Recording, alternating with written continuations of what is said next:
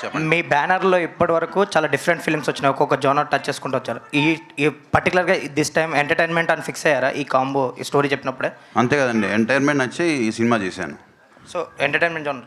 Entertainment zone, full on entertainment. Vishwakar hi sir. Sir నమస్తే sir trailer చూస్తే కొద్దిగా అంటే ఎంటర్టైన్మెంట్ చేయడానికి ఫిక్స్ అయిపోయారు, ఎంటర్టైన్ చేయడానికి ఆడియన్స్ని, కానీ కొంచెం వల్గర్ డైలాగ్స్ ఎక్కువ ఉన్నాయి అనిపిస్తుంది కొద్దిగా చూస్తే. సో ఎంటర్టైన్ ఆడియన్స్ని ఏంట్రా అయినా సార్ మీరు మా యూతే కదా, ఇట్లా చేస్తే ఎట్లా సార్ మీరు? కానీ అదే అంటే ఎంటర్టైన్ చేయాలంటే ఇలా ఎంటర్టైన్ చేయాలని ఫిక్స్ అయిపోయారా? రకరకాలుగా చేస్తాం సార్, కోసమేనా వచ్చినాం. ఒక్కొక్క ప్రతి సినిమా ఒకటేలాగా తీయలేం కదా, ఇదో వెరైటీ, టేక్ ఇట్.